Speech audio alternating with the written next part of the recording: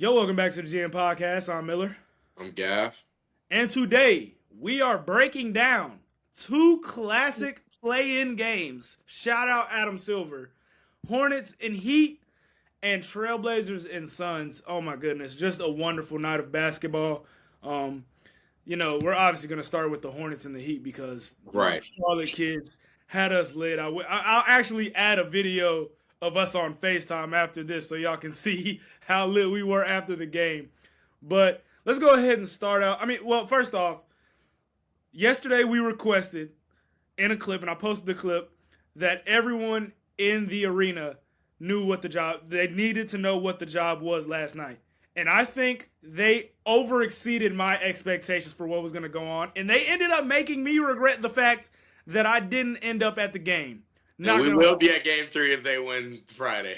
And I am a full believer they will win Friday. So, first thing I'll ask you is just the environment. What did you see from Charlotte, and how proud of you were, or how proud were you of your city last night and showing out? Yeah, that was amazing to see in the past year, or really the past few months, the environment of the Panthers game and the environment of this game. I promise if they win on Friday, I will be at Game 3 at home. I don't care what my schedule is. I'm going to be there, Game 3 at home.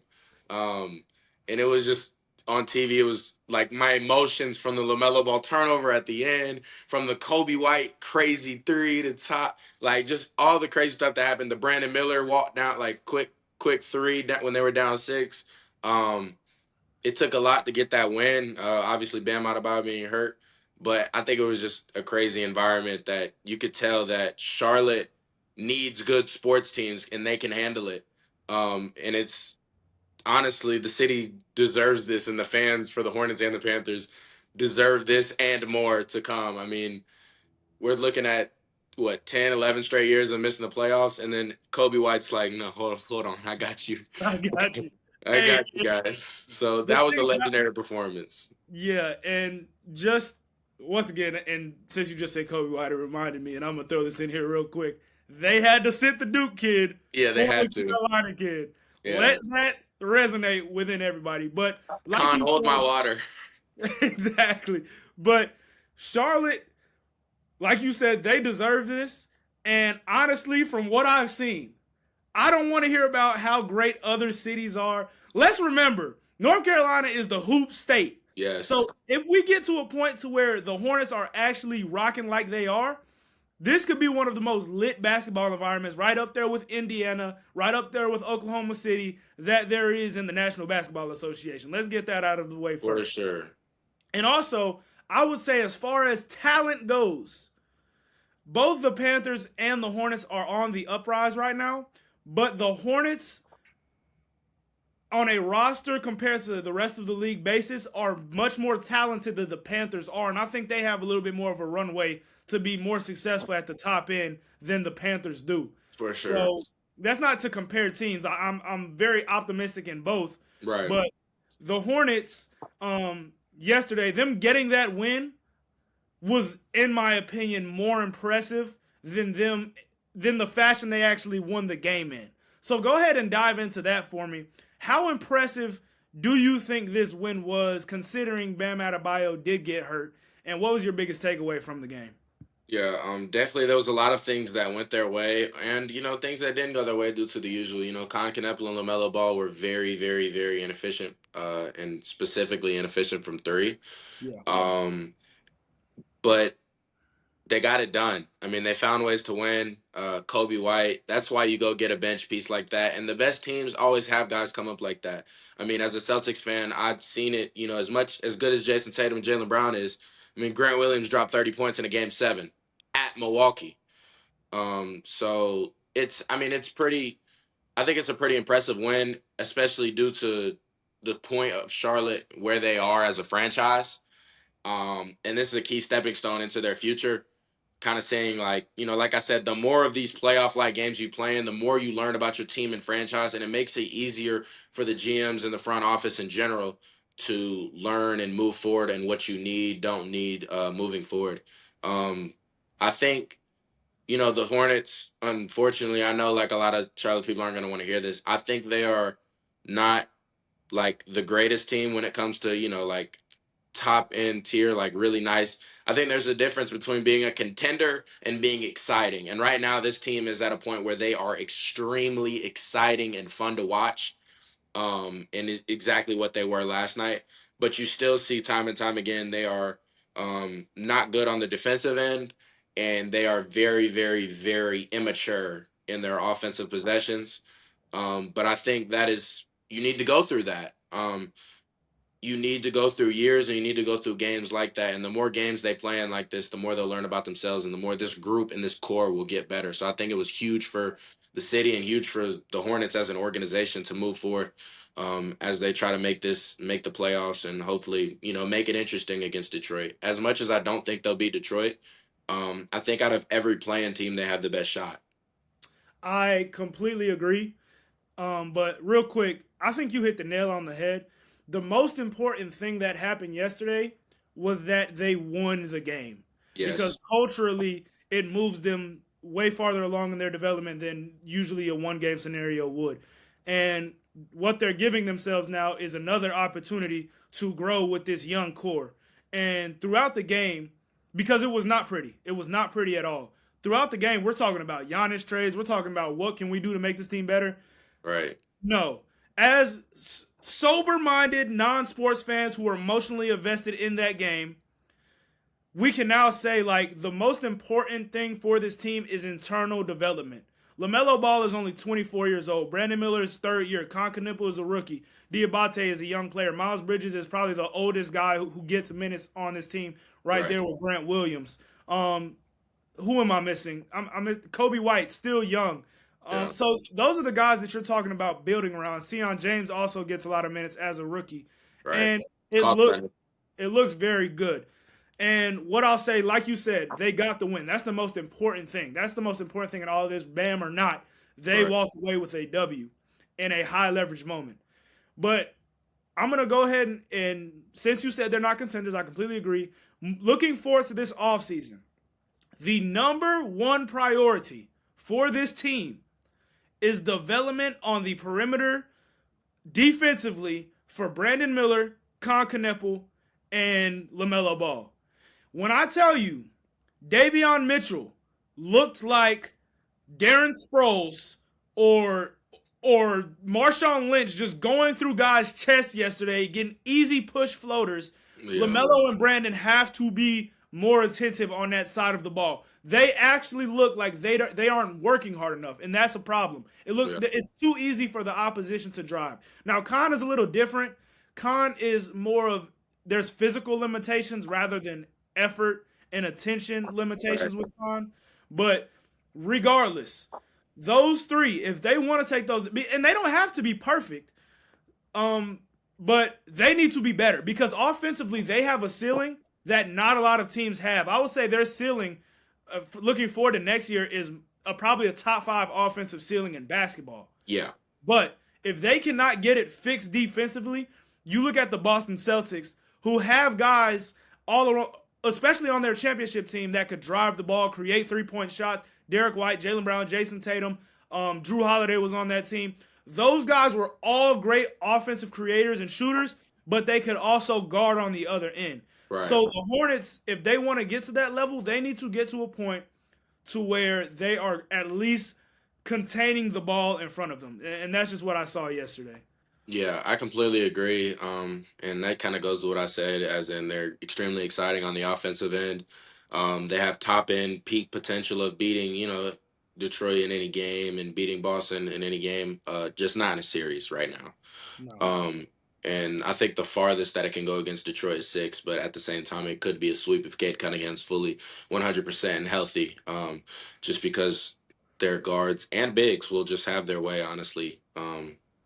And they do guard and they'll rough it up. And so I do think there is like I said, they're exciting, but there's a limit on what they can do this season. I think the key for them is, like you said, like you have two bigs who are good and young, but I don't know what their ceiling is. I Absolutely. don't know how their ceiling is as a starting center on a contending team.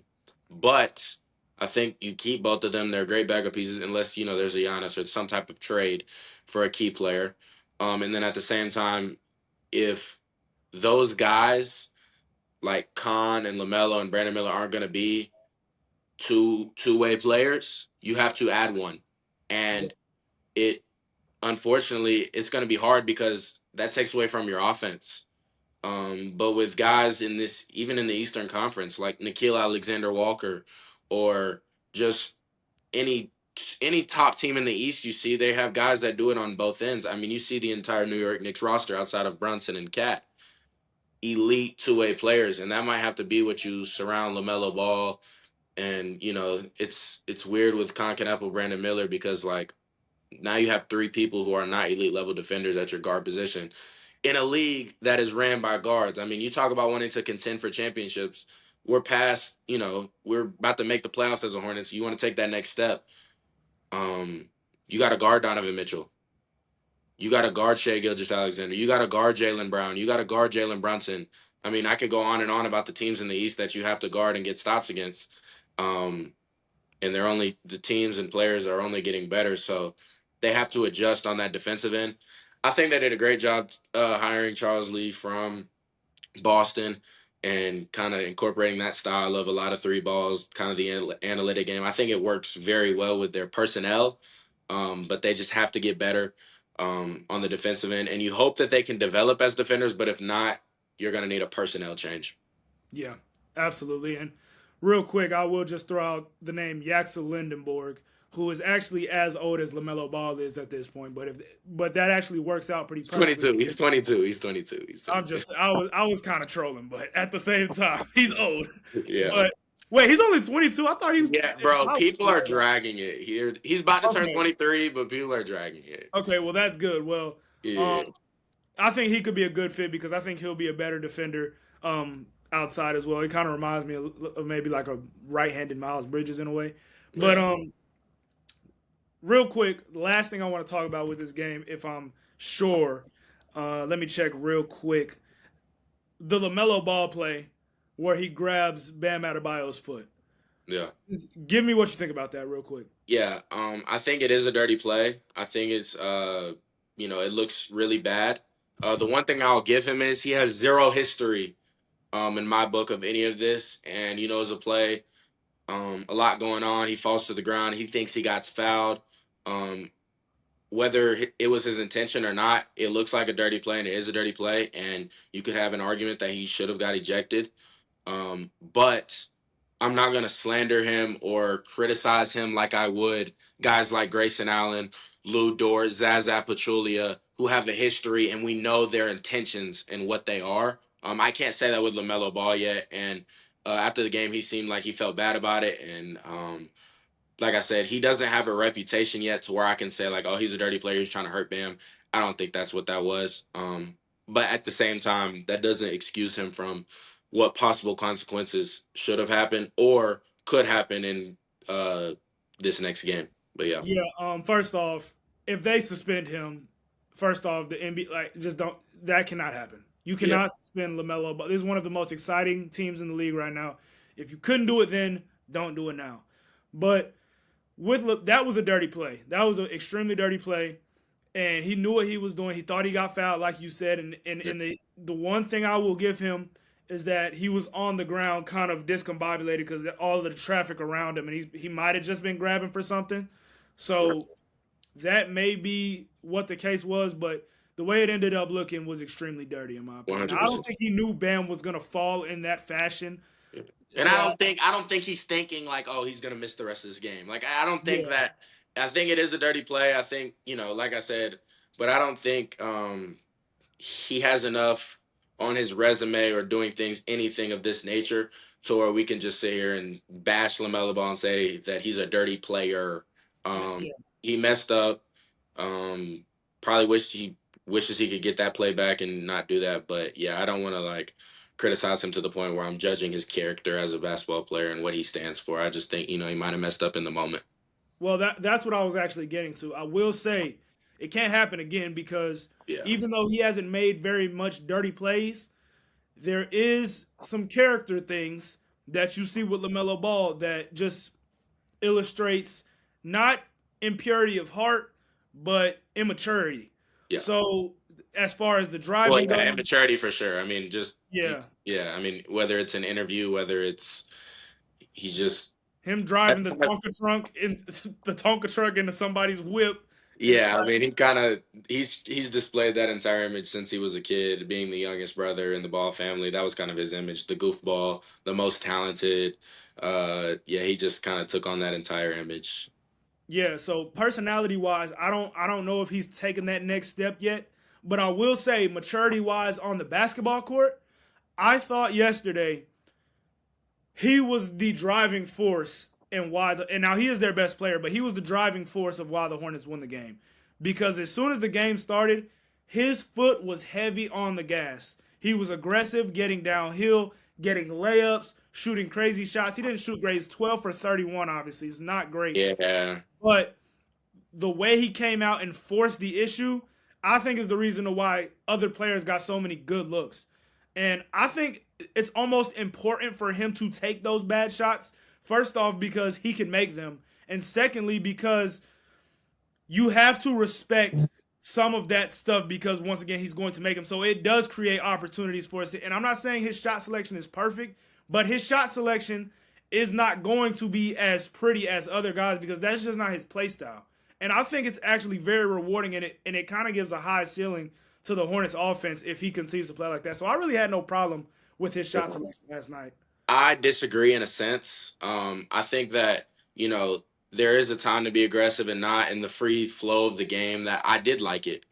But I think when it comes fourth quarter and it's winning time, we have to be more mature in our possessions and take better shots. This hasn't just been him last night. This has been him all season. He shoots 40% flat from the field. That is not great as a lead scorer or whatever the case may be.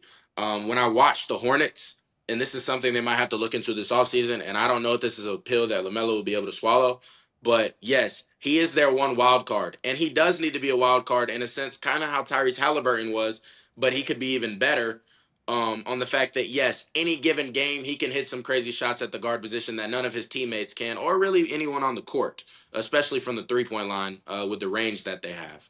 But LaMelo could do it even better than Halliburton from a scoring perspective. The difference is, I would like to see LaMelo, and I think this is true that, and obviously Khan didn't have it going, but when LaMelo taps more into his playmaking and less of his scoring, is when the Hornets, in my opinion, when I watched them this entire season, and probably about 40 to 50 games I watched this year, probably about 40, probably about half the games, I would say like they are better when their offense looks better when he's playmaking first, driving a little bit more, settling 3, 4 possessions in a row for step back threes. Is just not going to be the most Yeah. efficient. Like I said, it wasn't just last night. He's been inefficient all year. His playmaking and his ceiling makes up for that, of course. Being able to play good in big games, but also, like I said, he can shoot 30% from the field in a game, shooting 30 shots. That's going to lose your team games and series. So he does have the ceiling. That's great. But I do think it's something they need to look into as a team. Like, hey, like I do think it's not a coincidence that the Hornets have gotten better since he's dumbed down his scoring, as in points per game. Because obviously he has talent around him, but I don't think that's a coincidence at all. And I don't think that's a bad thing. I just think he might need to, you know, take on the playmaking role a little bit more than he does, rather than sometimes. Especially, I'm really talking about fourth quarter, late game. There's a time and place for those type of shots, and you're not going to consistently make those. You're just not in a 7-game series. Yeah, I agree with that part of it. Yeah. I'm more talking about a whole game sequence. He does have to take some of those bad shots to keep the defense honest. Right. But I do agree in those fourth quarter stretches, he's a really good driver and passer and playmaker when it comes to that. So him having his foot on the gas to start the game, it was important in setting the tone. But me and my dad were watching last night, and he said the same thing. He was like, "You're missing all these threes. Drive the basketball." Yes. And there was a play where he drove the basketball. Brandon Miller goes on a back cut. He throws the lob, and Brandon Miller dunks it. He is a very good passer and a very good decision maker getting downhill. He's actually, started to get a little bit of a mid-range game, which is easier for him because he's 6'7". Yeah. So And it's go ahead. and I think another thing that and I know people love LaMelo Ball. He's the fan favorite. But I think more than just LaMelo Ball, I think this team deserves more credit. And I would like to see them, and I didn't do it as much. I mean, they had to last night because he just had the hot hand. But I would really like to see them lean into Kobe White more, um, and let him be more aggressive, put him in much more actions to, be more aggressive as an offensive player on the offensive end. And I think that the Hornets' season success, not that it has nothing to do with LaMelo, but it isn't about LaMelo. They've had LaMelo. LaMelo's been good for them, and they've sucked and lost. The difference is the additions of Kobe White, the big man positions, still not there, but Musa makes a lot of winning plays. The development of Miles Bridges in the three-point shot, being one of the elite power forwards in the league, kind of play small ball and stretch the floor out. I feel like that's more what this Hornet season about, and it's more about their team and how their guys all developed and took that next step, rather than like, LaMelo carrying them. That's not what the case is with this team, and there's nothing wrong with that. But I just would like to see them pour. I really would like to see them, especially in bench minutes, pour more into Kobe White, kind of how I see the Celtics do Peyton Pritchard. Yeah, absolutely. And then about the Heat, not really much to talk about right there. Davion Mitchell had a Pittsburgh Steelers of the NBA. They're until they be a little bit worse or whatever the case may be, or hit on a draft pick, like in the teens or whatever the case may be, turn into be all-star, they're just going to be in the same boat. They're going to have really Bam Adebayo, Khalil Ware is really good. You're going to have these guys like Wiggins, Norman Powell, Davion Mitchell, really good pieces, none that move the needle to contender status. Yeah, they got to get a star. They got to trade one of those guys and get a star. Like, I would actually do that now because, like you said, they do have solid pieces. Like, Yeah. Mitchell's a problem, Hero's a problem. Khalil Yeah, you Ware, can't really look at none of their pieces that played, like not many of them at least, and be like, oh yeah, he sucks, he's not good. Like no, Hawkes is good, like Ware's good, Bam's good. Like I'm not a fan of Larson, but other yeah, than I'm that, not a fan of Larson either, but like most of their guys, it's like okay, they're winners, they're good players, but it would be great if you could compare it, if you could pair a superstar with all of them and let them fall into a role. Now, obviously, superstars don't just come and go, but um, you got to make a push for it, whether it's a Giannis, whether, a few years ago it could have been Damian Lillard. They've always been in the trade talks, but they never end up getting the superstar. So I think it'd be huge for them to either get that or pour into a youth and trade these for a top 5 pick in this draft and see if, I don't know, see if you can make Caleb Wilson a top player in the yeah, league. Well, you know what I mean? Something you got to go one way or the other. And right now they're stuck in the middle to where they can't get a top draft pick. It's going to be hard to get a steal at 14 as a superstar. And you're also not, you're not acquiring them through free agency or trades. yeah, absolutely. So moving on to the Suns and the Trailblazers, a game that we both briefly watched first because we were too hype about the Hornets game, so we were doing some stuff after the Hornets game, and then just other things as well. But Right. I think we both caught most of the game. Yeah. And so the Trailblazers will now be playing the Spurs, and the Suns were the 7th seed. They were the home team, so it was a little bit of an upset. Right. And yesterday we were talking about Deni and how we just thought he was a little overrated. He was all of these things. I think Yeah. I think I'm gonna assume that you're because I'm gonna take that back. And Yeah. I'm going to assume that you're going to take that back as well. Just tell me what you saw yesterday, specifically from Deni, and then we'll Yeah. get into more long-range talks about Spurs and Yeah. Blazers. He's a damn good basketball player. There's nothing else I can say. He's a tough cover. If you're a defender guarding him, he's an extremely tough cover. His ability to do a little bit of everything, rebound, play, make, score. Um, he went from like, oh, he might be a trade asset to you might need to trade these old guys and get some other guys around him. Like moving forward, they might have to trade Drew Holiday. I mean, you got Damian Lillard coming back. I mean, and him and Scoot Henderson, see what they can do moving forward. Klingon's a really good big to move forward with as well. I think the Blazers, as bad as I thought they were like a year or two ago, position wise as a franchise, I think they're in a pretty good spot moving forward. I like some of the things that they have going on. Now, obviously, I don't know if they have that 1A on a championship contender, but Deni Avdija has, I mean, lived up to his potential when he first got drafted by the Wizards. And it's pretty cool to see. Like, I always like seeing guys that didn't, maybe pan out in their first place, figure it out. And then also, like, played terrible last year, but Jalen Green looked great last night. I know he missed the game winner, but I mean, 35 points. Like, he looked really good last night. So I think both of these franchises, aren't in terrible positions moving forward like I thought they were. But yeah, Portland's roster is really. You look at that roster, it's like it's It's pretty pretty. solid. It's a pretty solid roster. Pretty good names. Good guard play. They defend. Kamara. Um, they got they're not elite at anything, I would say, but like they're solid on offense, solid on defense. They're gonna make you beat them, which I think the Spurs will, but they're gonna make you beat them though.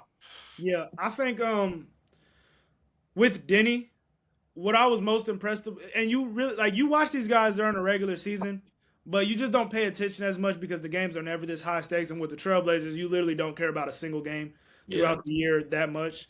But when you're watching a playing game, you really see the strengths and the weaknesses of all these guys. And Deni is a top 5 driver in basketball. It's yeah, that simple. His downhill with his right hand. I mean, I think that might have been half. He had 41. That might have been half of his points yesterday. yeah. And the last bucket, that was one of the toughest game winners I have seen in a long time. Yeah, I no, mean, that was good. he loaded him to sleep, brought him back, tween, blow by, strong finish. And I think a lot of the reason the Suns couldn't beat this Trailblazers team because Deni was too much of a downhill force for any of their perimeter defenders to handle. And that's why looking forward for the Spurs series, I don't think that the Trailblazers have a chance to win a game because Deni is going to have to beat guys like Stephon Castle, even Carter Bryant when he's in the game, Keldon Johnson, guys like that who are more. And Dylan Brooks is a good defender, but once his emotions get a little bit too high, he almost takes himself out of the game. Like he's no longer very much a threat. So just with Deni, I have him. I see a lot of struggles coming up for the Spurs series, and it's not because I think he's a bad player at this point because he just dropped 41 in a very important game, but just matchup wise, I don't see this Trailblazers team having any success against the Spurs team that's been great. No, I mean, and anytime, like, as much as I like Klingon and they're got, like, anytime you play against, and even I've seen the Thunder are probably best against the Spurs when Hartenstein's off the court. And because anytime you have elite perimeter guys defending the ball for the Spurs, and they can play very aggressive because anytime they get beat, if you're playing with a 5, if you're playing with a center that can't shoot the ball, it allows Wemby as the best defender in NBA history to float and just wait. So you're going to have to make jump shots or you're going to have a 5 that can shoot the ball. Which it's going to be tough to beat them that way, and that's pretty much what they're going to do. They're going to have him guarding Klingon, and they're just going to have Wemby turn. Wemby's just going to be floating, and Deni Avdija is going to have to make a bunch of jump shots, which he might for a game or two, but he won't for 4 straight and get wins. So yeah, I think they're going to ask Klingon to shoot the ball a little bit more than he has. He shot around 3 threes a game this year at a 34% clip, so it hasn't been horrible. It's been good experimentation so far. But as a high volume shooter, I don't think he's there yet. No, and it's gonna take time. He's young. Year 2, like in the playoffs, he hasn't played in the playoff game. Like I would expect him to be more of like a 30% shooter. Yeah. So yeah. And Time Lord has tried to develop that part of his game, but he's just not the shooter. No, it's not happening. So props to you. Do look at the Blazers once again though. And like, is there more of a future than I thought there was here? Because Avdija is just. He is that good at this point as far as like an all-star, third team All-NBA type of player, top 15 guy maybe. Right. But yeah, I was extremely impressed by their performance. I think in both of these games, it was like this team makes a run, this team makes a run. You definitely think this team's going to lose. That just proves in the NBA, the game, unless it's like 25, it's not done. Like no. Anything could happen. Because the Suns, I think there was a point the Suns were down maybe 14 or 15. Yeah, no, I thought it was over, and then turned my head around, and it's a game. And then the Suns went up, and then so it's a game of runs for sure. Yeah. And on the Suns side, I don't want to talk trash here. I don't, but I do look at Devin Booker in a lot of spots, right? And a lot of the time, he does end up, in my opinion, as almost a non-factor. Yeah. And people love him. On the Olympic team, he hit a couple big shots, but in my opinion, I don't. And this is I'm not gonna spend a lot of time on this at all, right. But I did watching him. It's like people will elevate him to top 15 talks. he has not developed like you. And he had 22. He came out the gates blazing yesterday, but Well, I'll say it. He's not. He can't be your best player on a championship level team. I don't know if he could be your second best, unless it's built in a unique way around him. Devin Booker is just overrated. He's a fan favorite. The style looks cool. He gives Kobe comparisons, but um, even when they made the finals, it wasn't about Devin Booker. Once again, it was about that team, how good they were together. Ayton playing at his best. Chris Paul being the leader, getting the most out of guys. And until you get a point guard that can put Booker in specific spots, he's not a creator at the rim to the level where, to be honest, there's a gap between guys like him and Jaylen Brown. I was about to say the There's same. a gap. I mean, he's not better than Jaylen Brown. You want to win games, you'd much rather have Jaylen Brown than Devin Booker. And to be honest, at this point, as we've seen this year, he's better on both ends of the floor. And Devin Booker, with his ability not to slash at an elite level and relying on a whole lot of jump shot making, and he's not a terrible defender, but, he's not elite. When Devin Booker hasn't had Chris Paul in this league, he hasn't done a lot of winning. No. And he hasn't had terrible teams around him. He's had talent around him. I genuinely think that he needs someone to get him in spots. He might look good if he had a Halliburton. And he's a really good piece, but I think I wouldn't even throw him in top 20 conversations if we're talking about top players in the NBA, in my personal opinion. I've never been a Booker guy. I've never been a Booker. I would have to count that down because top 20 does sound very broad, but I mean, when you talk about some of the best two guards, and I know there were some guys down a couple years ago, there was like a big group of two guards that people would debate about. Jaylen Brown has now risen to the cream of the crop two guard, Right. along with guys like Donovan Mitchell, who at this point, if you're having Devin Booker versus Donovan Mitchell conversations, go ahead and cut it out. Donovan Mitchell has established himself as a better player as well. Yeah. So And I think he there's was. levels to this. Is all I'm saying. Yeah, there is. And quite frankly, like there's a lot of guys that, even if you want to say Devin Booker's better right now, he won't be next year. I don't think he'll be better than Stephon Castle next year. No, I agree. And it's not because and once again, Devin Booker can fit into a role. Like off ball, when he was the fifth best player on the Olympic team, that was a great spot for him. Cool. Yes. But as a player, it almost reminds me of like if you put Klay Thompson by himself as the number one option. They're very similar players, but you don't talk about it as much because Klay Thompson was purely off ball, and Devin Booker does have a little bit more on ball skills, but not significantly. On the ball, Devin Booker is not a great creator of offense or anything. No, I mean every time they've asked him to play the one, whenever like they haven't had point guard play, which is pretty much ever since Chris Paul has left.